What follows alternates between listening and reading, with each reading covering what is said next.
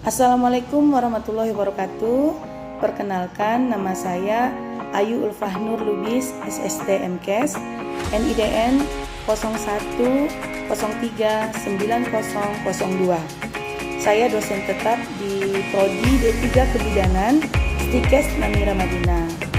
Pada kesempatan pagi hari ini saya akan mengupload video belajar mengajar saya, yaitu tentang peran dan fungsi bidan, di mana mata kuliah ini adalah konsep kebidanan. Ada 15 kali pertemuan saya tim dengan teman saya, dan bobot SKS-nya 4 SKS.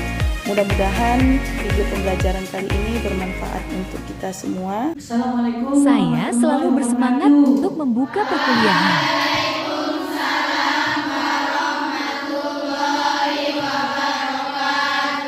Selamat pagi. Semangat sekali ya. Hari ini kita berjumpa kembali dengan mata kuliah konsep kebidanan. Ini adalah pertemuan kelima kita kan. Ayo baca judulnya, apa judulnya? Peran dan fungsi bidan. Ya.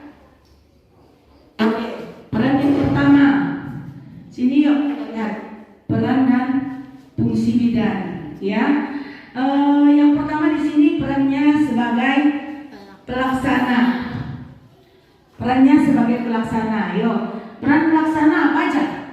Ada tugas mandiri, ada kolaborasi, ada ketergantungan. Tugas mandiri apa? Buka klinik. Iya, buka klinik sendiri ya. Jadi kalau tugas mandiri itu independen, kita berdiri sendiri. Ya. Kemudian tugas kolaborasi apa? Kolaborasi dengan bidan senior. Iya, kolaborasi dengan bidan senior. Kemudian itu tempat bekerja, siapa lagi? Puskesmas setempat, siapa lagi? Rumah sakit, dokter, dan lain-lainnya, teman sejawat. Kemudian tugas ketergantungan atau merujuk, apa itu? Rujukan ke rumah sakit apabila kasus yang kita hadapi bermasalah atau memiliki resiko tinggi. Oke, kemudian peran sebagai pengelola. Apa pengelola? Siapa yang dapat? Pengelola.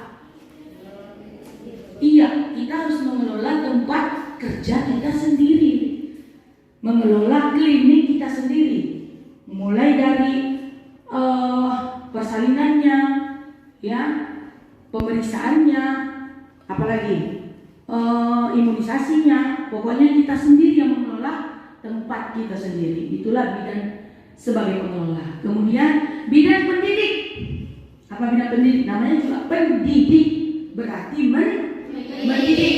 Siapa yang kita didik di lokasi tempat kita? Pasien, masyarakat. Apa lagi? Kader. Iya kan? Kader kesehatan. Siapa lagi? Kalau ada nanti di kampung-kampung sana, mungkin masih ada. Dukun beranak. Yo, lanjut. Peran sebagai peneliti. Tugas kita di dalam penelitian ini apa? Ya, mencari sebuah kasus di desa itu dan membuat penyelesaian. Oke, kemudian ya. Nih, yuk tugas mandiri baca dulu. Tugas mandiri atau independen. 1. Menetapkan manajemen kebidanan pada setiap asuhan kebidanan. Ya, menetapkan manajemen kebidanan pada setiap asuhan kebidanan. Setiap asuhan yang kita lakukan ada manajemennya. Gak boleh terbalik balik, harus sesuai manajemen kebidanan. Ya, kemudian lanjut. 2. Memberikan pelayanan dasar pada anak remaja dan wanita pranikah. Memberikan pelayanan dasar pada anak remaja dan pranikah. Yuk, remaja, apa yang mau dilihat? Yang mau diberikan konseling apa? Pergaulan bebas, apa lagi? Narkoba, apa lagi? Menemukan jati dirinya. Apa? Menemukan jati dirinya. menumbuhkan jati diri dini, boleh. Apalagi? Apa? Menstruasi, ya. Kemudian wanita pranikah apa? Kesehatan reproduksi, ya, pintar. Kemudian memberikan asuhan kebidanan kepada klien selama hamil, ya, harus diberikan konselingnya ketika dia datang hamil, diberikan obatnya ini, makanannya sekian, tidurnya sekian, ya. Nanti kita masuk di asuhan kebidanan, ya. Kemudian memberikan asuhan kebidanan kepada klien dalam masa persalinan, membuat dia semangat, tidak takut, ya kan? Ada namanya hypnobirthing. Hypnobirthing itu menghipnotis ibu itu merasa nyaman, merasa sanggup dan tidak sakit dalam persalinan. Itu nanti kita pelajari juga hypnobirthing, ya. Kemudian ini untuk kolaborasi kerjasama, menetapkan manajemen kebidanan pada setiap asuhan kebidanan sesuai fungsi kolaborasi dengan melibatkan klien dan keluarga. Kolaborasi melibatkan klien dan keluarga itu yang pertama bisa, ya, melibatkan klien dan keluarga. Jadi kalau kalian tolong patus, itu yang dilibatkan keluarganya. Tolong minta bantuan keluarganya. Contoh mendampingi, ya. Kemudian memberikan asuhan kebidanan pada ibu hamil dengan risiko tinggi dan pertolongan pertama pada kegawat daruratan. Ayo, ibu hamil dengan risiko tinggi apa? Ibu yang dengan hipertensi, yang ada riwayat jantung, apalagi? Ada riwayat panggul sempit, yang seperti ini, ya. Ini nanti kita larinya ke rujukan, ya. Kemudian tugas ketergantungan atau merujuk, menetapkan manajemen kebidanan pada setiap asuhan kebidanan sesuai dengan fungsi keterlibatan klien dan keluarga, ya. Jadi kita di sini manajemennya, kita juga ikutkan klien dan keluarga dalam sistem merujuk. Contohnya apa? Informan, ya apa? Surat izin. Kalau bahasa kesehatannya kita informan konsen. Kita buat surat perjanjian. Apabila kita menolong persalinan ini tidak sesuai yang dia harapkan, maka tidak ada tuntutan. Karena dia disuruh merujuk, dia nggak mau. Ya, jadi kita harus punya dokumentasi ataupun catatan, ya. Kemudian memberikan asuhan kebidanan melalui konsultasi dengan rujukan pada ibu hamil dengan risiko tinggi dan kegawat daruratan.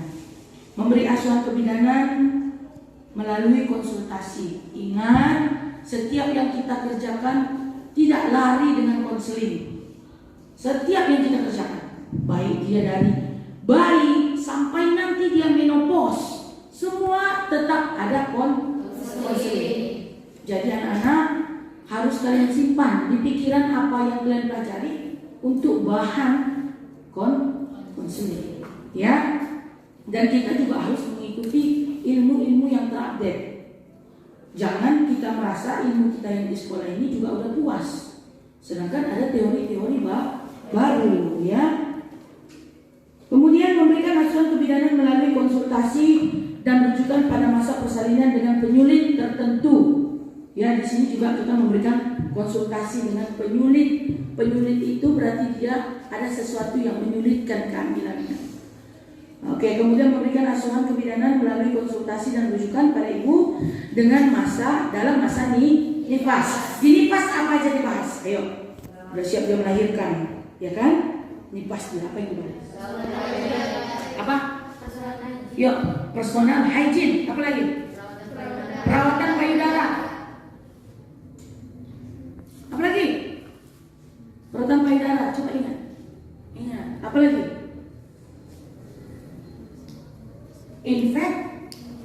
Infeksi tali pusat anaknya, infeksi pervagina, perineum, ya kan? Kemudian apa lagi? ASI. Kok lupa sih? ASI eksklusif. Kemudian apa lagi? Imunisasi. Itu juga kalau ibunya udah pulang ke rumah kan masa nifas ya.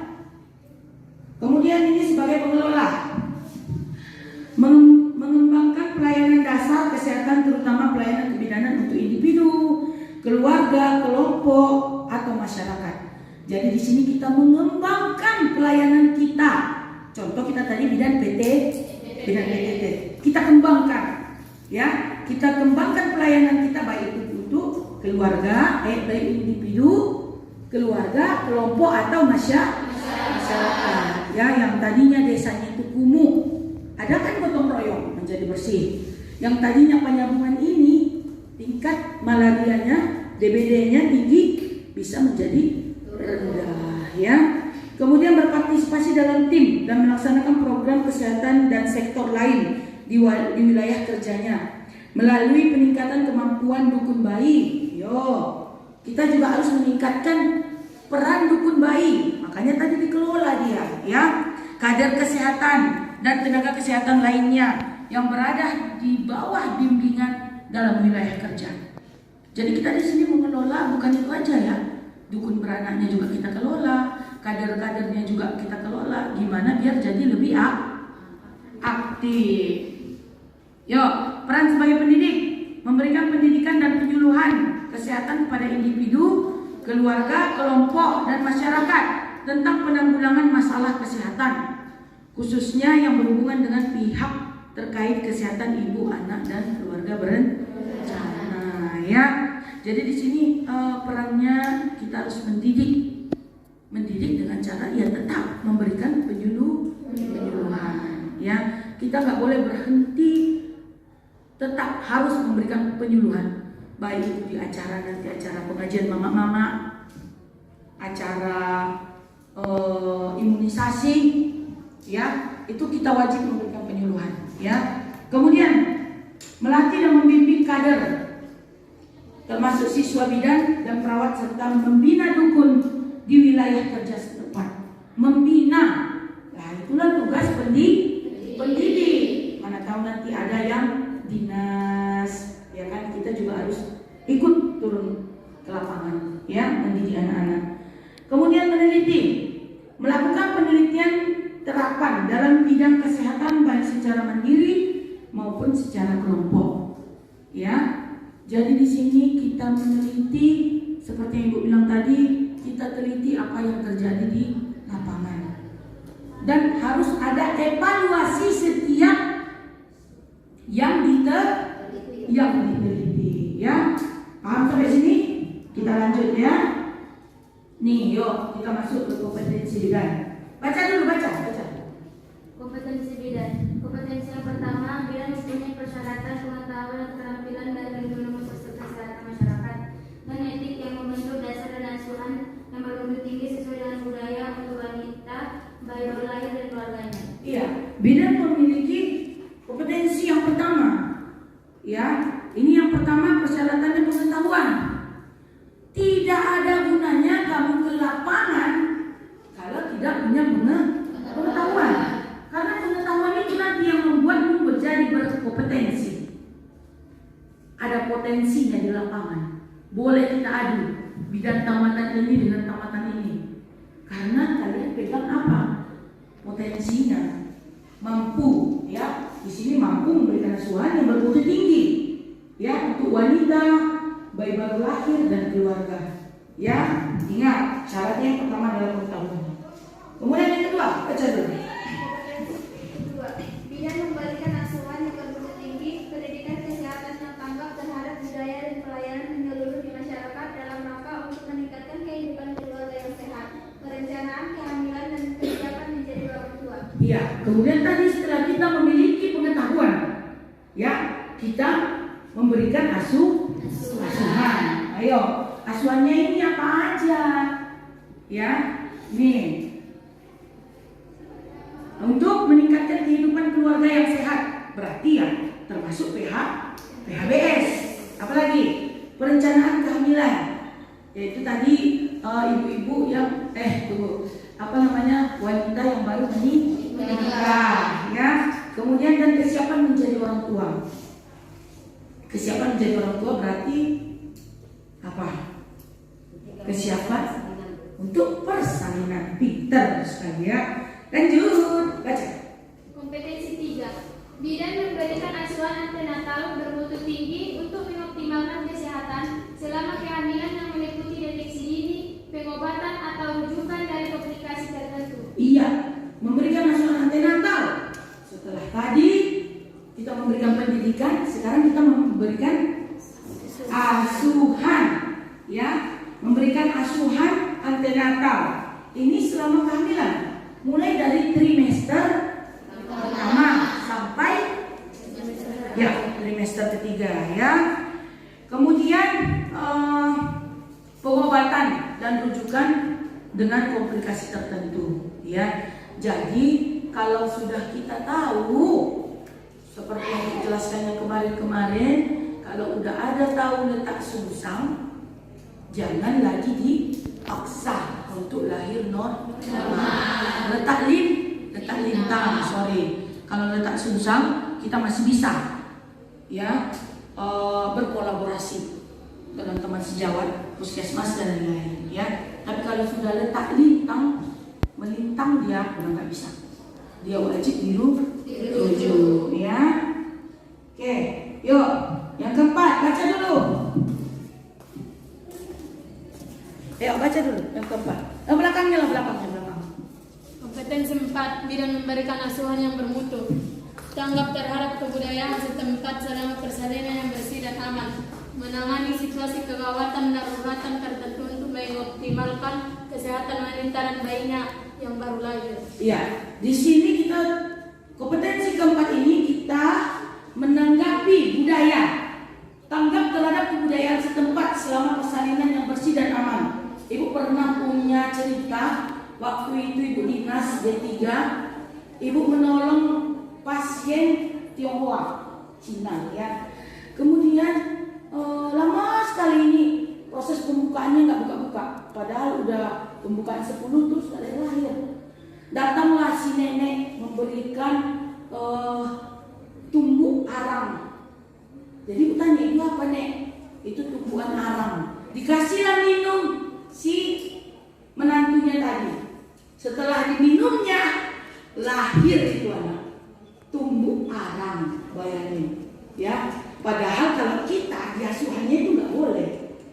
Apapun tidak boleh diberikan, kecuali lah teh manis panas, ya kan? Tapi disitulah ibu lihat kebudayaan itu bermacam ragam. Jadi kita tidak boleh menjas atau bilang ini nggak boleh, itu nggak boleh.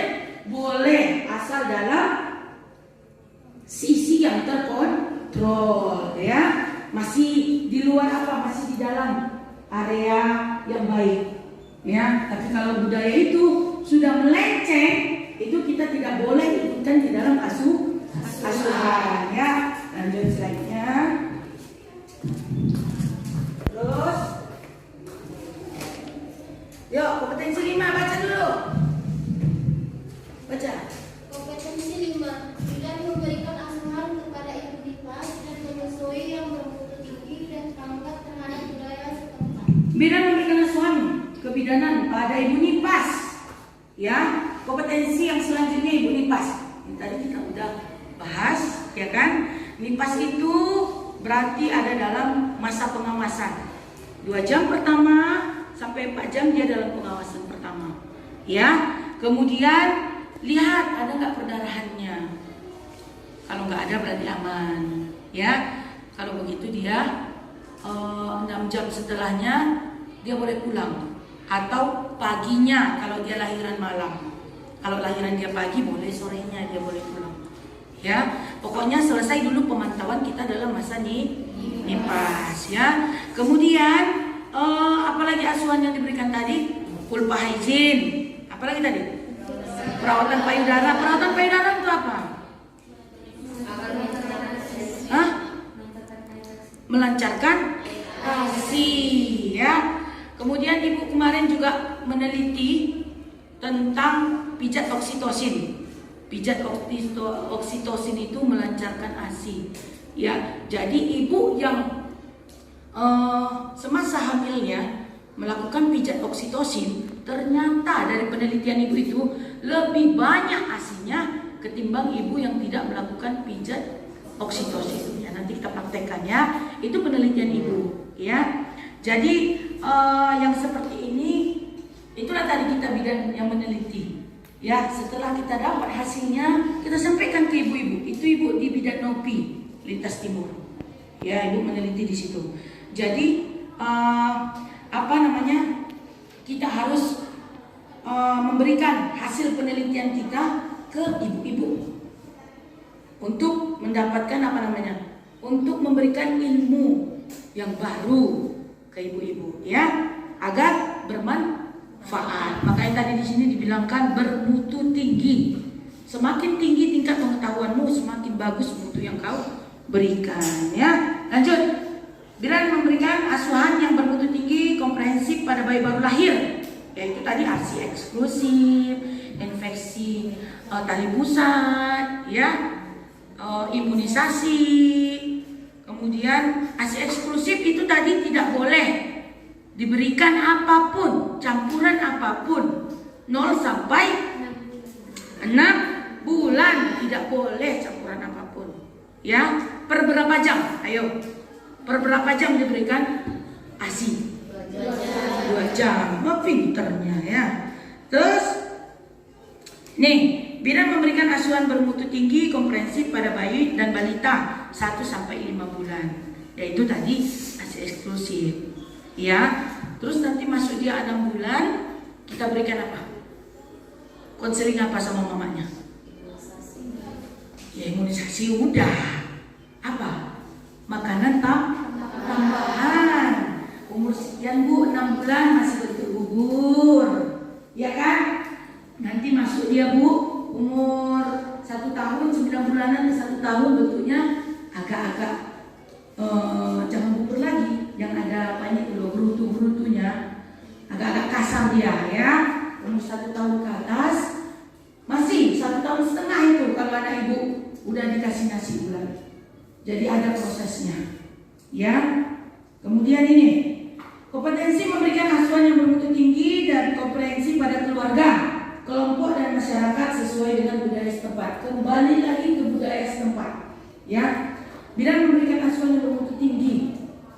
Ini terhadap komprehensif pada keluarga. Jadi kalau keluarganya biasa seperti itu dengan budaya apa yang di sini?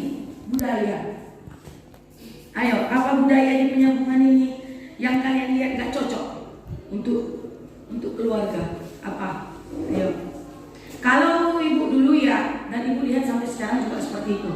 Kalau di kampung kita ini yang makan kepala ikan itu bagian laki-laki, benar nggak? Benar kan? Kita dikasih apanya? Kenanya sama ekornya, atau ekornya doang. Padahal gizi yang paling baik untuk ibu hamil itu berada bagian kepala. Jadi yang seperti ini disesuaikan, ya, diberikan pengertian karena menganut budaya setempat. Kemudian yang ke-9, melakukan asuhan kebidanan pada wanita atau ibu dengan gangguan sistem reproduksi. Gangguan sistem reproduksi, ada namanya infertilitas. Infertilitas ini apa? Dia sudah pernah punya anak, tapi tidak punya anak lagi di usia yang lama. Contoh udah 6 tahun dia nggak punya anak, ya. Yang seperti ini juga harus kita berikan bimbingan terhadap ibu yang memiliki gangguan sistem reproduksi, atau halangannya nggak datang-datang, atau halangannya terlalu banyak datang. Kemudian di sistem reproduksi itu juga hati-hati. Kita juga harus paham tentang kista, miom, ya, kanker serviks. Ya, nanti kita belajar itu tentang pemeriksaan IVA, pap smear. Ya, itu juga nanti dipelajari. Jadi yang seperti ini harus kalian simpan di pikiran untuk bahan pengetahuan. Apa-apa saja yang akan diberikan ke masyarakat nantinya, ya. Oke, cukup sekian dan terima kasih. Ayo, pada pagi hari ini kita berikan kesempatan, ya, kepada anak-anak yang mau bertanya. Yuk, Siapa yang mau tanya? Tunjuk tangan. Oke, apa pertanyaannya? Assalamualaikum warahmatullahi wabarakatuh. Saya ingin bertanya, Bu, kenapa Bu asuhan yang diberikan disesuaikan dengan budaya setempat? Sekian. Oh, iya. Ya, jadi gini loh. Kita kan nanti buka klinik pasti di kampung-kampung atau ikut suami. Kita ke kampung suami atau kita nanti bidan PTT. Ada juga bidan Nusantara. Seperti kemarin KKN bidan Nusantara di Sulawesi. Ya, kita harus mengikutkan budaya setempat dengan apa? Dengan pengetahuan yang kita dapat dari pendidikan, kita harus sesuaikan dengan budaya setempat. Kalau enggak, kita diusir dari kampungnya. Percaya enggak? Kalau kita buat kita keras. Contoh, simpel aja, gotong royong. Ya, gotong royong ternyata dilakukan di kampungnya itu setiap bulan. Setiap bulan pada tanggal 1, itulah ya. Jadi kita masuk ke situ, mau kita rubah gotong royong mereka itu. Kita buat per minggu, setiap hari Minggu. Padahal di situ di kampungnya itu hari Minggu pekan. Manalah ada orang yang mau datang, apalah dibilang orang samamu. Ini Bu Bidan ini baru lagi ke kampung ini, udah hebat. Disuruhnya pula kita gotong royong padahal kita mau ke pekan hari Minggu. Ya ikutinya aja lah yang udah ada. Itu yang pertama, masih gotong royong loh. Belum lagi yang lain. Ya. Apa di kampungnya? Ada di kampung kalian enggak? Sesuatu. Apa di kampung? Sesuatu yang nggak bisa dirubah. Apa di kampungnya yang nggak bisa dirubah? Apa? Pengajian sudah ditetapkan kan harinya, ya kan? Datanglah Ibu Bidan yang baru. Assalamualaikum ibu-ibu. Ya di sini Bu ada pengajiannya Bu. Ya gimana Bu kalau pengajiannya ini Bu? Setiap kita pengajian Bu, boleh nggak saya menerangkan di sini Bu? Konseling Bu. Ya berapa jam? Kan gitu mama. Ya setiap pengajian lah Bu, kira-kira 1 jam lah Bu ibu mendengarkan saya. Oh nggak bisa, kami mau masak lagi, mau ke kebun lagi, mau ke sini lagi. Jadi kita harus sesuaikan jadwal kita dengan ibu-ibu setempat. Boleh kita ke pengajiannya, tapi contoh entah sekali sebulan kita buat jadwalnya, ya. Jangan pula setiap dia pengajian kau datang, ya kau kena marah. Makanya setiap asuhan yang diberikan, ya, baik itu konseling, pendidikan, ya, harus kita sesuaikan dengan kebudayaan setempat. Seperti tadi juga, ya, dia memberikan minuman, orang Tionghoa tadi minuman, jangan Bu, jangan. Oh, apalagi bilang samamu, mereka yang dia, ya, jadi kita harus sesuaikan situasi lah ya sayang dengan keadaan setempat, ya. Oke, ada lagi yang mau bertanya? Paham sampai sini? Ya. Kalau begitu kita simpulkan. Yo, masih ingat nggak kesimpulan? Kita simpulkan dulu perkuliahan kita hari ini. Yang kita bahas hari ini apa? Peran dan fungsi. Yo, peran